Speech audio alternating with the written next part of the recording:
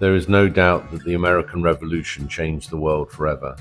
Yet to what extent was it bound to happen? In 1770, most colonists still considered themselves to be British subjects. They spoke the same language, they shared the same traditions, and in many cases they toasted the same monarch as people living across the Atlantic. They traded within the British Empire and certainly benefited from its protection. Few then imagined they would soon find themselves at war with Britain itself. The tragedy is that neither side initially wanted independence. Instead, a series of political miscalculations, constitutional disagreements, and increasingly stubborn decisions pushed Britain and her colonies towards conflict. The road to revolution began not with demands for independence, but rather with a dispute over taxation and political authority. The geopolitical background to this is that Britain emerged from the 7 Years' War as the most powerful empire in the world. Its territories stretched across continents and its influence reached every ocean. Many American colonists felt proud to belong to this successful imperial system and generally regarded themselves as loyal subjects to George III, Britain's monarch.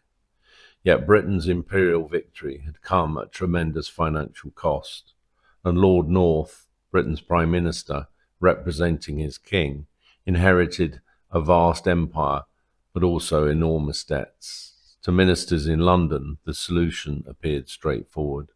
If British troops were defending the colonies, surely the colonies should help pay for their defence. But the problem really was not simply about the taxes themselves. The real dispute concerned who possessed the right to impose them. Lord North believed Parliament represented every subject throughout the British Empire, and so in prosecuting his argument, he and his king rejected arguments made by men such as Samuel Adams, and instead defended the principle of virtual representation, a long-established feature of British political life, where the elite represented ordinary people. But many colonists in America disagreed completely.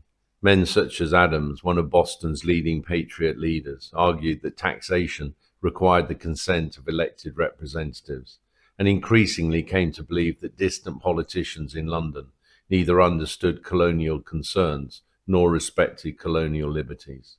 So what began essentially as a trade and tax disagreement was soon to become a constitutional argument about power itself. Nowhere did tensions run higher than in the city of Boston, where British troops were stationed to maintain order and enforce parliamentary policies. But many local residents viewed their presence with growing suspicion and hostility, and on the 5th of March 1770, this hostility erupted into violence.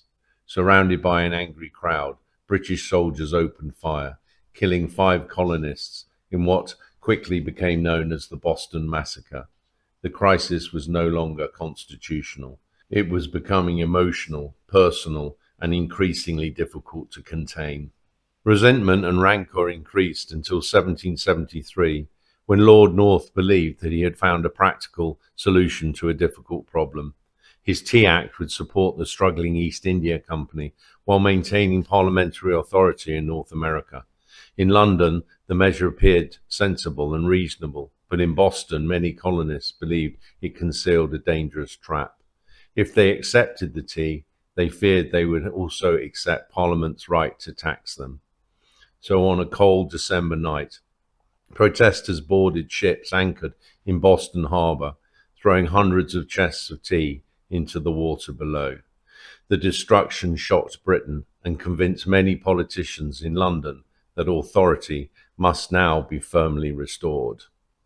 George III was determined to reassert royal authority in Massachusetts, fearing that the other colonies might also openly defy British law if Boston remained unpunished.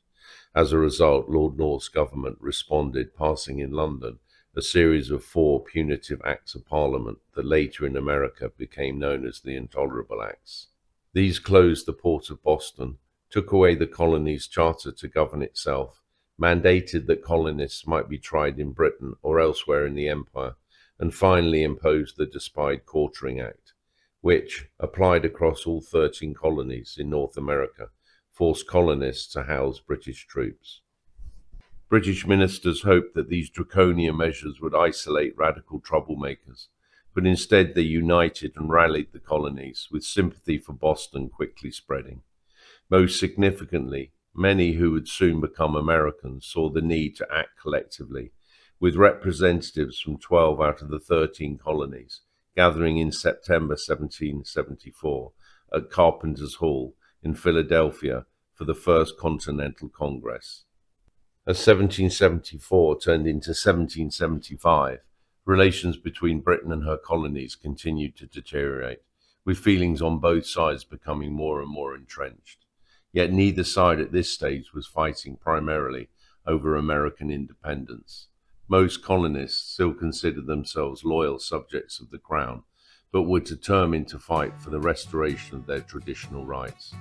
Soon, though, in April, this was to change, after blood was spilled at Concord and then at Lexington.